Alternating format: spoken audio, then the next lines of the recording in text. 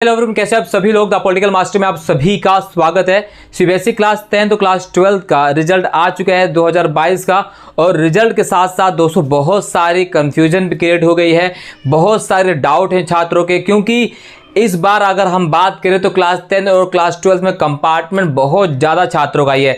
Class 12 की अगर हम बात करें तो लगभग 67,000 जो छात्र हैं छात्राएं हैं कंपार्टमेंट आई हुई है। इसके साथ साथ बहुत सारे बच्चों की आरटी है, बहुत सारे जो बच्चे फेल हुए हैं। इवन कुछ बच्चे ऐसे भी हैं जो 6 सब्जेक्ट में से 5 में तो पास है, बट एक में उनकी आरटी आई हुई है, एक में कंपार्टमेंट आई हुई बट वो पास दिखाई दे रहा है। तो बच्चों के सवाल बहुत ज़्यादा हैं। यूट्यूब पे अगर हम बात करें तो सवालों की भरमार है। तो अगर मैं आपके सवालों के जवाब नहीं दे पा रहा हूं दोस्तों, आप चिंता मत कीजिए। मैं हर एक सवाल का जवाब तो नहीं दे पा रहा, बट मैं पूरी कोशिश करूंगा इस वीडियो में आपके हर एक सवाल का जवाब देने की। तो वीडियो एंड तक जरूर देखिएगा दोस्तों। तो बात करते हैं सवाल नंबर 1 की, जो बहुत ज़्यादा छात्रों द्वारा पूछा जा रहा है कि सर मेरा जो है 3 सब्जेक्ट में आरटीआई, यानी क्लास 12 और क्लास 10 की अगर हम बात करें तो अधिकतर छात्रों का सवाल क्या है कि सर जो है हमारा 3 सब्जेक्ट में जो है क्या आई हुई है, आरटी आई हुई है। तो 3 सब्जेक्ट में आरटी आई हुई है, तो क्या हम तीनों सब्जेक्ट में इंप्रूवमेंट दे सकते हैं? दोस्तों अगर मैं ये बोलूं कि आप तीनों सब्जेक्ट में इंप्रूवमेंट दे सकते थे तो ये सवाल बिल्कुल सही होगा। 2021 के रिजल्ट की आप बात करें तो उस समय आप अगर जितने भी सब्जेक्ट में आपके आरटी आए थे तो उतने सब्जेक्ट में आप एग्जाम दे सकते थे, इससे पहले होता था।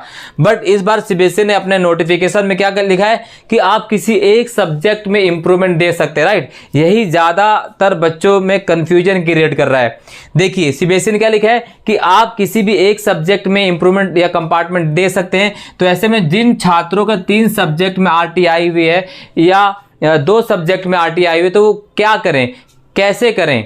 तो मैं आपसे यही बोलूंगा दोस्तों कि आप जो है इनमें से अभी वर्तमान जो जरूर देखा जा रहा है इनमें से किसी एक सब्जेक्ट का आप इंप्रूवमेंट दे सकते हैं। बट हो सकता है सीबीएसई जल्दी ऐसी कोई नोटिफिकेशन निकाल दे जिसमें आप तीनों सब्जेक्ट में जो है इंप्रूवमेंट एग्जाम दे सकते हैं। तो अभी थोड़ा सा वक्त दीजिए, सारी चीज़ें धीरे धीरे क्लियर हो जाएंगी, क्योंकि सीबीएसई जो है ना कुछ चीज़ें जो है लगातार क्लियर नहीं करती है, कुछ थोड़े थोड़े टुकड़ों में चीज़ें जाहिर करती है। ये बहुत गलत बात है सीबीएसई की। और ऊपर से अगर हम रिजल्ट की बात करें तो वैसे ही रिजल्ट को वेटेज के आधार पर अगर देखा जाए तो बहुत गंदा रिजल्ट गया है छात्रों का। बहुत सारे छात्र इस रिजल्ट से नाखुश है, क्योंकि फर्स्ट टर्म में उनके इतने अच्छे नंबर आते, सेकेंड टर्म भी अच्छे नंबर आते, बट जब वेटेज के आधार पर रिजल्ट तैयार किया गया तो उसमें उन्हें निराशा हाथ लगी, यानी उनके अनुरूप जो है उनका प्रदर्शन जैसा होना चाहिए था वैसा प्रदर्शन नहीं हुआ। तो ये बहुत बड़ी समस्या है, इसको सीबीएसई को जरूर देखना चाहिए। और मैं इस चीज को लेकर आगे भी फॉरवर्ड करूंगा ताकि सीबीएसई के जो ध्यान है इस समस्या की ओर जाए दोस्तों। तो अभी क्या है, जिन छात्रों के 3 सब्जेक्ट में आरटी आई हुई है वो किसी एक सब्जेक्ट में इंप्रूवमेंट दे सकते हैं, ऐसा सीबीएसई ने कहा है।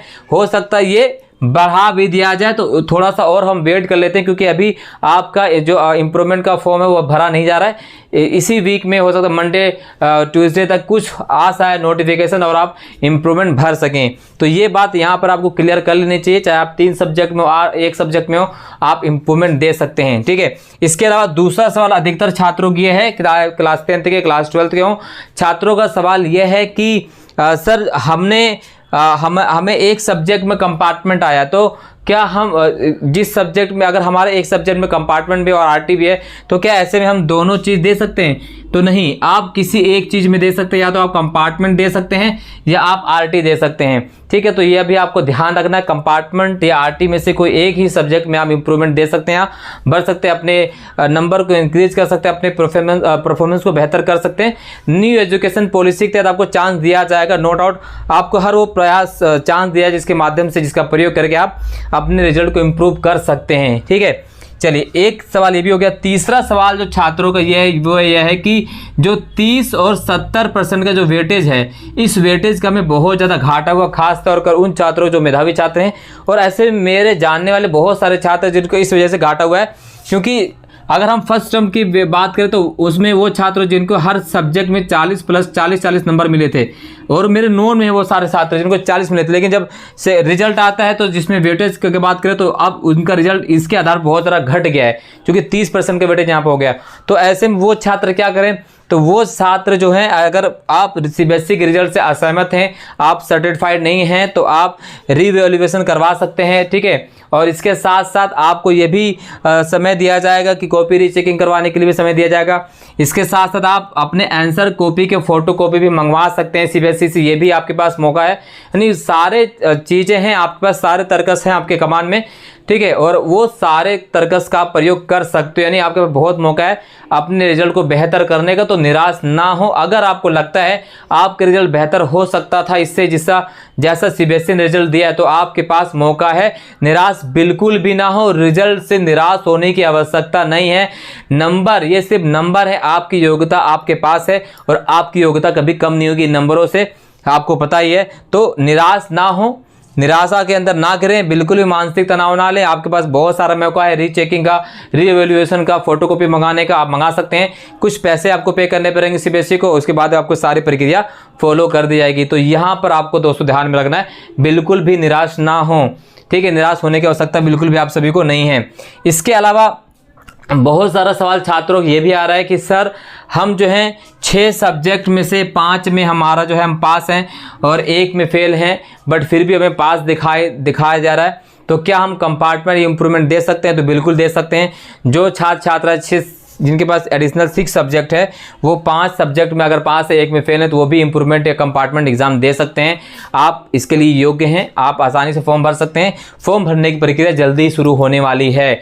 तो ये सारी चीज़ें, सवाल छात्रों बहुत ज़्यादा थे, आई थिंक अधिकतर जो सवाल थे आपके यही थे, और मैं इसको क्लियर कर पाने में सफल रहा हूँ। अगर सफल हो तो वीडियो को लाइक शेयर कमेंट जरूर कीजिएगा और चैनल को सपोर्ट कीजिए, आपके सपोर्ट की आवश्यकता है। ज़्यादा से ज़्यादा हमें सपोर्ट हो ताकि आपकी आवाज़ हम आगे तक उठा सकें। हमेशा दोस्तों मेरी यही इच्छा रही, हमेशा से मैं कामना करता था, आपको पता भी है पिछले साल भी मैं ही आपके साथ खड़ा हुआ था, हर चीज़ को लेकर, सीबीएसई के ऑफिस से लेकर आपके रीजनल ऑफिस तक मैं आप गया और आपके साथ रहा। तो मुझे भी आपके साथ की आवश्यकता है, तो आप हमें सब्सक्राइब कर सकते हैं और हमारे चैनल को जो है आगे बढ़ा सकते हैं आपको सहयोग के माध्यम से। तो ये सारी चीज़ें आपको ध्यान में रखनी है, क्लास 10th के बच्चे हों चाहे क्लास 12th के हों। हाँ, एक चीज़ सवाल बच्चों को और था, वो सवाल ये है कि हम जो छात्र प्राइवेट कैंडिडेट थे या जो इस बार इम्प्रूवमेंट एग्जाम दे रहे थे, उनका क्या हुआ? प्राइवेट छात्रों का रिजल्ट बहुत ख़राब आया है। तो प्राइवेट छात्रों का भी कहना है कि सर क्या हम इम्प्रूवमेंट दोबारा भर सकते हैं? तो आप दोबारा भर सकते हैं, नो डाउट आप भर सकते हैं। जिन छात्रों ने इम्प्रूवमेंट एग्जाम दिया था और उनका पहले वाले नंबर से कम नंबर आया, तो आपको टेंशन लेने की आवश्यकता नहीं। अगर आप 2022 में आपने इम्प्रूवमेंट दिया है, तो ऐसे में आपको क्या करना है, आपका जो पहले वाला नंबर था, ठीक है, अगर मान लेते हैं अगर पहले आपके 75 नंबर थे, अब अगर 60 आए, तो आपके पहले वाला नंबर मान्य होगा, 75 वाला, 60 वाला मान्य नहीं होगा। दोनों इम्प्रूवमेंट में से दोनों में जो बेहतर नंबर हो तो वही मान्य हो। तो यही इम्प्रूवमेंट का दोस्तों हमेशा का रहा है, और ये सारी चीज़ें आपको फॉरवर्ड करनी है। अब ये चीज़ें हैं, अगर इसके अलावा भी कोई डाउट है तो आप हमें कमेंट बॉक्स में कमेंट जरूर कीजिएगा।